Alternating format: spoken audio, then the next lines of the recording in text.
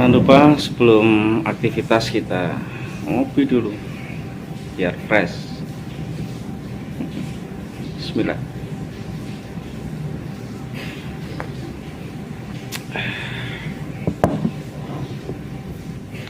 Petani. Jadi wonten TV ini kalau dengar wonten cuma ini panen raya tapi petani jirit. Nah, punya memang bener kan jirit. Assalamualaikum warahmatullahi wabarakatuh. Selamat pagi, salam sehat selalu semua sahabat tani. Di sini kelompok tani Bangun Subur 2 Pak Yanto. Kita ngambil sampel ubinan yang kedua ya. Kita ingin melihat berapa potensi produktivitas di kelompok tani ini. Ini beralamat di Kampung Bangun Banir, Kecamatan Sambaliung, Kabupaten Berau Kaltim, dengan varietas Inpari 42.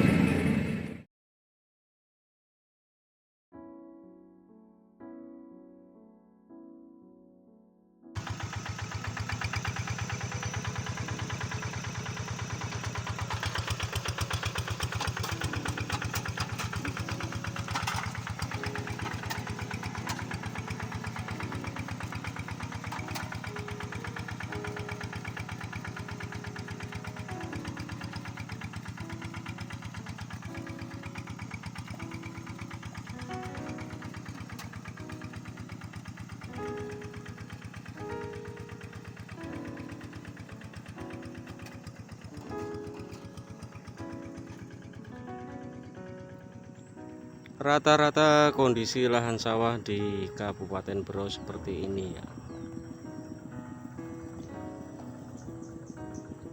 Kandungan piritnya tinggi, pH-nya rendah. Setelah diolah lahan, piritnya naik.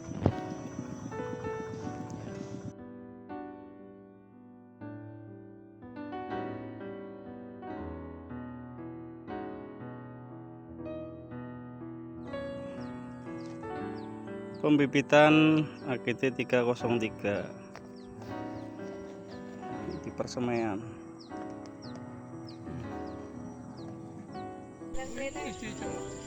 Nah, tambahan hari ini berapa hektar?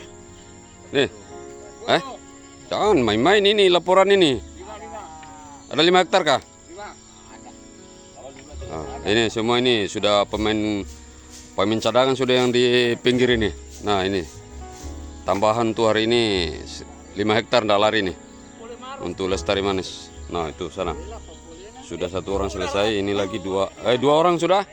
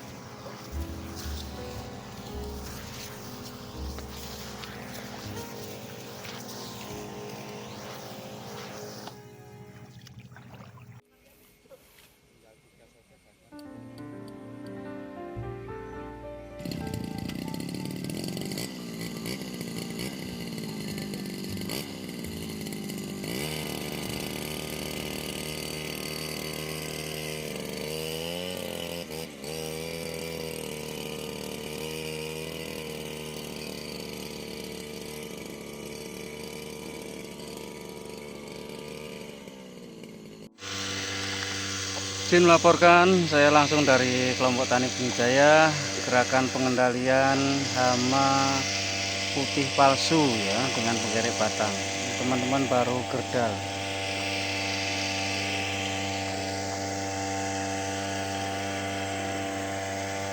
Baik, mudah-mudahan apa yang kita lakukan ini bisa membawa manfaat bagi teman-teman petani di Kabupaten Bero menjelang panen. Tanggal 1 Maret 2024. Tadi Inpari 42. Ada 3 petak. Rencana kita panen ya.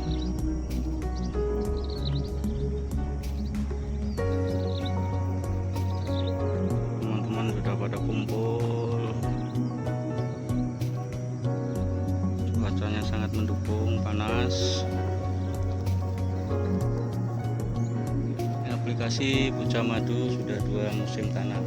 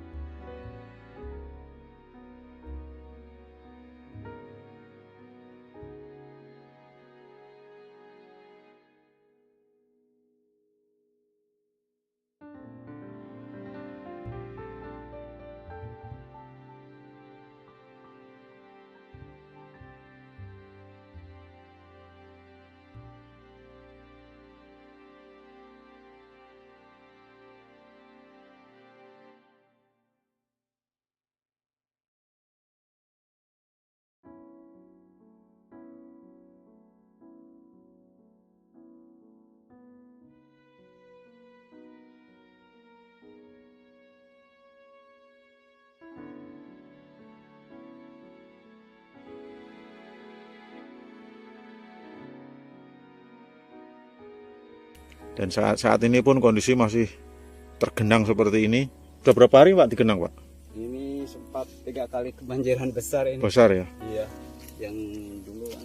Biasanya kalau tanaman kebanjiran itu tanahnya gimana Pak? Padat. Padat. Iya. Nah, kita cek sekarang ya tanahnya ya. Mohon maaf saya bongkar ini.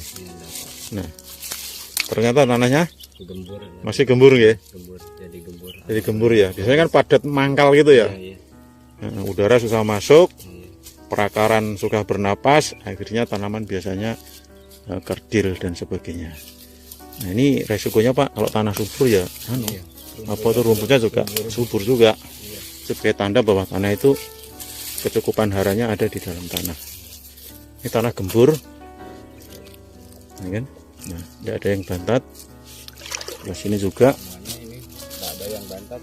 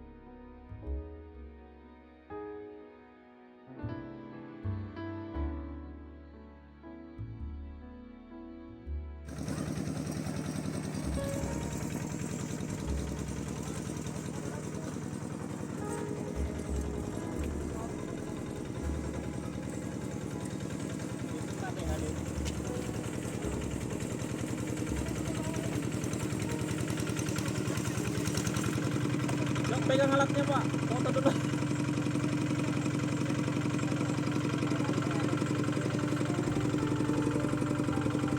Jagai, nanti saya foto dulu Pak.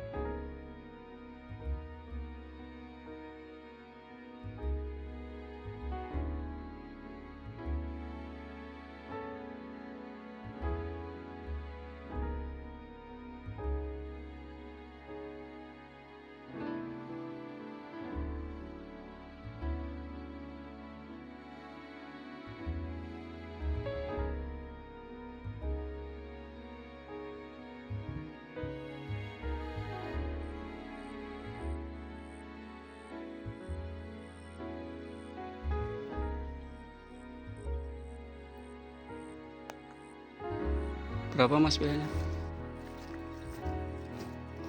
Bisa turun.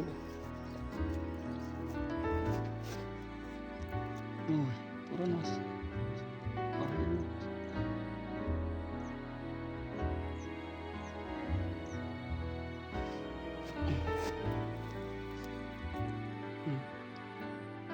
Jala padi terkena asam-asam, nampak jelas sekali.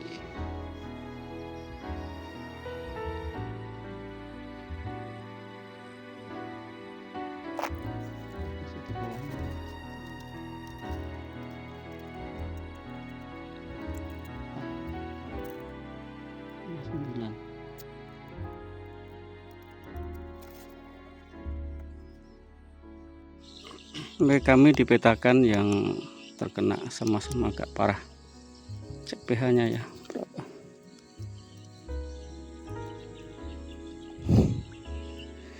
Begitu ditancap langsung di bawah 5 dia. Ini kondisinya seperti ini. Lahan padi sawah yang terkena asam-asam. Padinya tidak mau naik, anakan kurang, sudah keluar malai.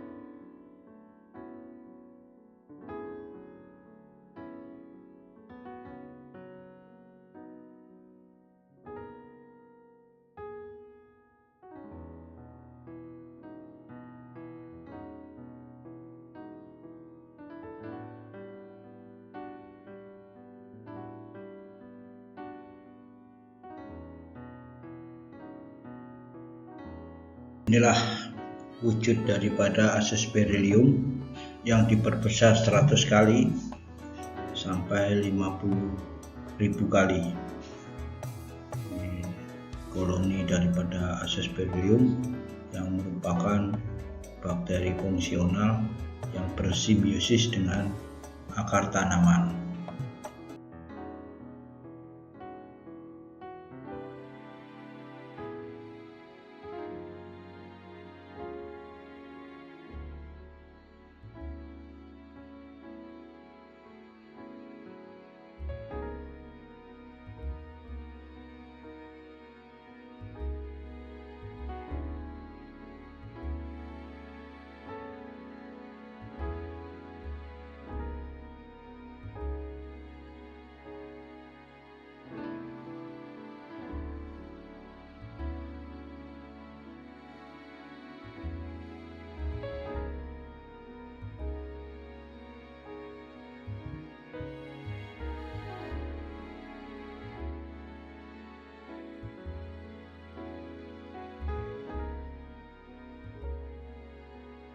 Jadi padi sawah ini banyak sekali faktornya supaya Bapak itu bisa berhasil, Pak. Ya. Jadi kalau melihat fisiknya sekarang masih fase vegetatif, anakan maksimal ya. Artinya sudah bunting belum Pak ini? Belum. Sebulan ke sana. Baik. Ya. Jadi sekaligus saya di sini selaku dari perwakilan dari Pemda, boleh begitu ya, karena bantuan Pupuk Hayati Pucamadu kemarin dari pemerintah daerah melakukan monitoring, dan sepintas ini memang berbeda dengan tahun-tahun yang lalu Pak ya. Ya, kalau nah, nanti Bapak sampaikan saja, walaupun 1-2 menit Bapak sampaikan saja. Ya, ini bentuk tanggung jawab kami. Setiap ada bantuan, insya Allah kita mulai sekarang kita monitoring. Jadi bantuan itu manfaat atau tidak. Kalau tidak bermanfaat ya untuk apa? Tahun depan tidak usah. Ya, terima kasih. Nah, sekali lagi Pak, ini memang belum dipupuk ya. Sekalipun belum dipupuk. Sekalipun Korea, Ponska. Saya tidak yakin masalahnya. Betul ini ya. Ya Pak. Di belakang saya ini salah satu dari petakan yang sudah aplikasi Pupuk Hayati Pucamadu ya. Jelas nampak perbedaannya dengan tahun-tahun kemarin yang belum pernah memakai Pupuk Hayati. Menjelang panen,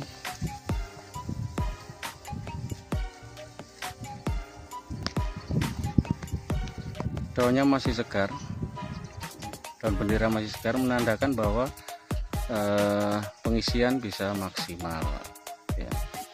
Kemudian tadi disampaikan oleh Pak Haji Mardan bahwa penggunaan pupuk biasanya 3 kali, sekarang menjadi 2 kali ya. Itu sedikit testimoni, karena ini cuacanya mau hujan, dia sibuk untuk mengamankan padi yang sudah dirontok. Padi varietas AGT 303.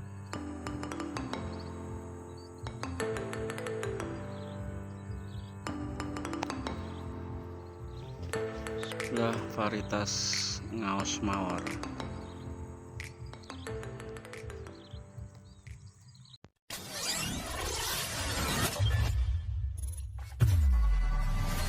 Fungsi bakteri-bakteri bahan aktif Pucamadu tersebut terhadap pertumbuhan tanaman. Aspergillium sp, Azotobacter, Pseudomonas sp, Actinomycetes yang merupakan bahan aktif Pucamadu, dalam metabolismenya akan mengeluarkan atau menghasilkan biofilm serupa dengan lendir yang berfungsi sebagai lem untuk mengikat partikel-partikel tanah kecil menjadi satu dalam bentuk agregat. Agregat tanah ini bentuknya biasanya butiran, sehingga tanah akan menjadi gembur karena dari partikel kecil di agregat menjadi partikel yang lebih besar. Untuk lebih jelasnya saya ilustrasikan tanah yang teragregat dalam bentuk butiran-butiran seperti di tayangan yang pemirsa bisa lihat. Dengan butiran-butiran tanah yang lebih besar, maka pori-pori tanah akan terbentuk atau menjadi lebih luas, sehingga penyimpanan unsur hara, penyimpanan air atau kemampuan menyimpan hara dan air akan lebih luas, dan juga akar rambut akan mudah menembus di celah-celah butiran tersebut, sehingga tanah dikatakan menjadi lebih gembur. Pengaruh kegemburan tanah terhadap ketersediaan hara nitrogen dari pemupukan di lahan. Penggemburan tanah sangat mempengaruhi ketersediaan unsur nitrogen menjadi tersedia bagi tanaman. Tanah dengan pori yang kecil akan kecil pula tanah menyediakan unsur hara nitrogen yang bisa dijerat oleh tanaman juga ikut kecil, karena pori yang kecil akan memperkecil juga kandungan oksigen tanah. Sebab proses nitrifikasi itu sangat dipengaruhi oleh keberadaan bakteri Nitrosomonas dan Nitrobacter yang merupakan bakteri aerob yang dalam hidupnya membutuhkan oksigen. Maka dengan tanah yang bantat atau tanah yang keras akan minim sekali kandungan oksigen di dalam tanah. Sebaliknya untuk tanah yang gembur akan lebih banyak oksigen tanahnya. Oksigen tanah berasal dari air hujan maupun air yang disiramkan oleh petani.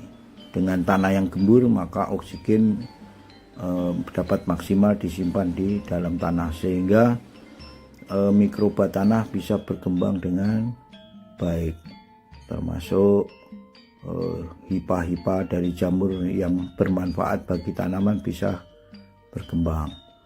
Di sini pemirsa bisa lihat partikel-partikel air bisa disimpan di celah-celah pori-pori tanah sehingga akar mudah menembus ke arah vertikal. Seandainya kegemburan tanah hanya pada batas bajak, maka akar tanaman akan tumbuh menyamping sehingga akar tanaman untuk mendapatkan nutrisi dan air menjadi sangat terbatas. Apa manfaatnya Azospirillum sebagai salah satu bahan aktif pucah madu, di mana hasil uji labnya didapatkan 6,32 kali 10⁸ per milinya. Inilah wujud daripada Azospirillum yang diperbesar 100 kali sampai 50.000 kali. Ini koloni daripada Azospirillum yang merupakan bakteri fungsional yang bersimbiosis dengan akar tanaman. Azospirillum dapat merangsang pertumbuhan akar tanaman dengan memproduksi fitohormon tertentu seperti auksin, giberlin, dan sitokinin. Fitohormon ini berperan dalam merangsang perpanjangan sel-sel akar dan pembentukan akar lateral yang mengarah pada peningkatan jumlah dan panjang akar. Dengan akar yang lebih berkembang dengan baik akan membantu tanaman mengeksplorasi lebih banyak area tanah dan mengakses lebih banyak air dan nutrisi. Berikut testimoni dari Pak Bambang Berau yang telah membuktikan kehebatan Azospirillum sebagai bahan aktif pucah madu. Penampakan lahan sawah yang sudah diaplikasi pucah madu, ya, ini 3 hari sebelum tanam. Padahal ini belum saya pupuk apa-apa ya, hanya kita pakai pucah madu. Kemudian yang kedua, saya melanjutkan tanam, ini juga kaget. Ini sisa bibit yang 2 hari yang lalu saya cabut, kemudian belum sempat ditanam. Kemudian sehari kemarin pre. Perkembangan akar mayang yang terendam di dalam air. Saya lanjut, saudara tani, sahabat tani semuanya. Jadi ini yang ingin saya tunjukkan, bahwa perkembangan akar mayang bibit padi sawah yang terendam air selama 1 hari 1 malam habis dicabut, siap untuk berkembang lebih lanjut nanti ya setelah kita tanam. Mana warna aslinya itu misalnya ini karat seperti ini, karat. Karena lahan kita asamnya, namanya gambut. Setelah menggunakan aplikasi pucah madu, maka pertumbuhan akar mayang sangat luar biasa. Berikut manfaat lain dari Azospirillum selain memacu pertumbuhan akar dan membantu akar menjangkau air dan nutrisi yang jauh dari jangkauan akar itu sendiri. Azospirillum akan membantu tanaman padi maupun tanaman yang lain dalam penyerapan nutrisi seperti nitrogen, fosfor, dan kalium. Ini memungkinkan tanaman untuk mendapatkan nutrisi yang diperlukan untuk pertumbuhan akar secara optimal.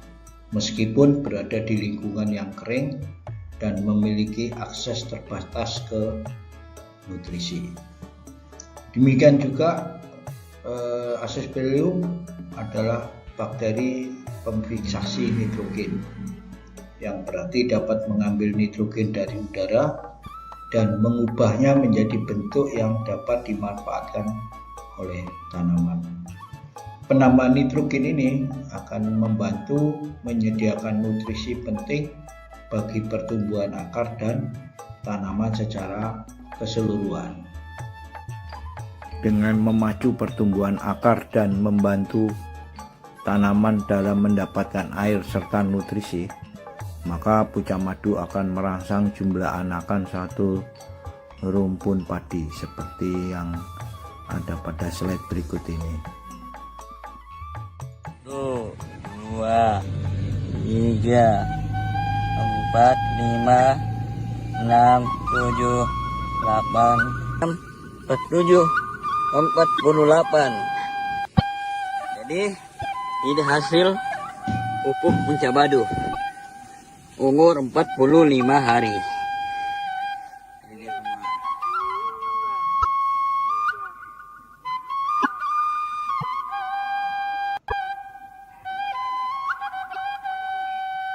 Nah, 12,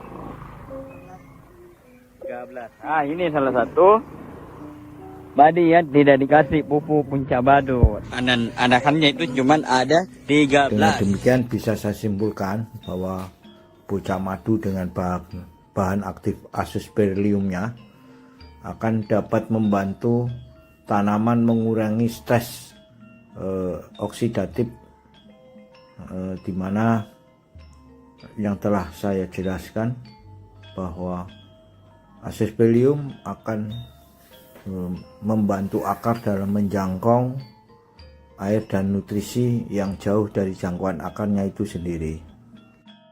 Seperti yang pemirsa bisa lihat pada slide ini, di mana padi ini sudah umur generatif atau umur berbuah, menerima tekaman kekeringan karena tidak ada hujan. Akan tetapi masih tetap bisa tumbuh dan mengisi bulir dengan stamina yang cukup. Ini disebabkan akar tanaman padi ini dibantu oleh Aspergillum untuk mendapatkan nutrisi dan air.